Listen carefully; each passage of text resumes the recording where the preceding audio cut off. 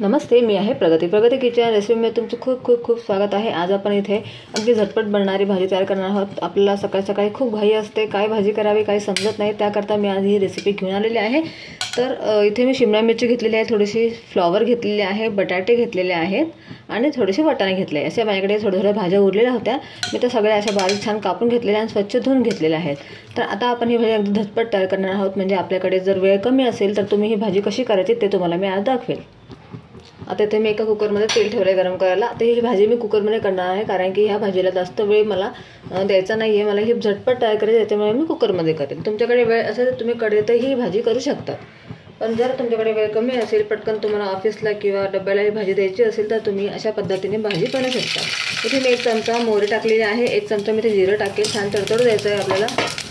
त्यानंतर इथे आपण हिंग टाकायचं आहे, चुटकीभर कढीपत्त्याची पाने टाकायची आहेत।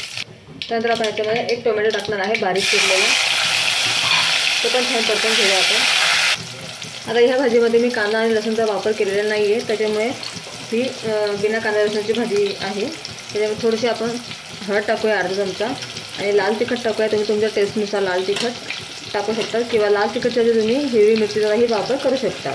इथे मी माझ्या टेस्टच्या अकॉर्डिंग लाल तिखट टाकत आहे। त्यानंतर आपण हे सगळं परतून घेऊया। थोडंसं याला छान परतल्यावर आपण याच्यामध्ये आपली जी भाजी धुतलेली ती टाकायची आहे। गॅसची फ्लेम इथे मी लो ठेवलेली आहे। संपूर्ण भाजीमध्ये टाकून घेऊया। आता आपण आपल्या भाजीला व्यवस्थित हलवून घेऊया। गॅसची फ्लेम इथे मी आता हाय केलेली आहे। व्यवस्थित मसाले आपले एकत्र करून घेऊया।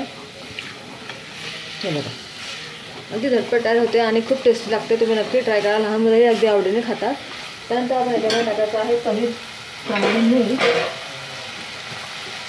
इथे मी 1.5 चमचा मीठ टाकते, तुम्ही तुमच्या आवडीनुसार टाकू शकता, आणि चांगलं मिक्स करून घेऊया। आणि मग आपण याच्यात टाकायचं आहे सिक्रेट मसाला, म्हणजे हा मॅगी मसाला। याच्यामुळे ना भाजीला खूप छान टेस्ट येईल, त्याच्यामुळे मी हा थोडासा टाकते, म्हणजे लहान मुलांनाही आवडते ही भाजी, ते आवडीने खातात।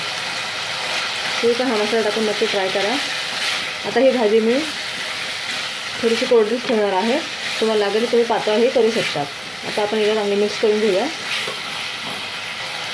मग मी याच्यामध्ये थोडंसं पाणी टाकणार आहे, फक्त आपल्या भाजीला शिजण्यापुरतं, जास्त पाणी नका टाकू। तुम्हाला कोरडी हवी असेल तर पाण्याचं प्रमाण तुम्ही कमी करा।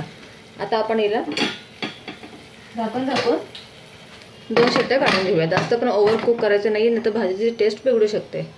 आता मी इथे 1 ते 2 शिट्ट्या करून घेईल। 1 शिट्टी घेऊन दुसरी शिट्टी फक्त अशी वाफ निघू देईल आणि हिला बंद करेल। हे बघा, इथे मी 1 शिट्टी पूर्ण घेतली आणि दुसरी शिट्टी अर्धी घेतली, म्हणजे फक्त वाफ येऊ दिली आणि गॅस बंद केला होता। आता आपला गॅस कुकर थंड झालेला आहे। तुम्हाला भाजी मी काढून दाखवते, खोलून दाखवते मी। हे बघा, किती मस्त आपली भाजी तयार झालेली आहे। अगदी जास्त पातळ पण नाही, जास्त घट्ट पण नाही, अगदी थोडंसं त्याला अंगाला रसा आलेला आहे आणि खूप छान लागते। आपले बटाटे पण छान शिजलेले आहेत, बिलकुल कुठली भाजी ओव्हर कुक झालेली नाही, तुम्ही पाहू शकता। आणि फ्लॉवर पण छान शिजलेले आहे याच्यामध्ये। अशा प्रकारे तुम्ही झटपट भाजी तयार करू शकता, आणि ही भाजी टेस्टला पण खूपच छान लागते, लहान मुलं पण आवडीने खातात। तुम्हाला मी सर्व करून दाखवते। हे बघा, तयार आहे आपली झटपट तयार होणारी अगदी मिक्स भाजी। तुमच्याकडे ज्या पण कुठल्या भाज्या असतील त्या तुम्ही याच्यामध्ये ॲड करू शकतात। माझ्याकडे जेवढ्या होत्या तेवढ्या मी याच्यामध्ये ॲड केलेल्या आहेत।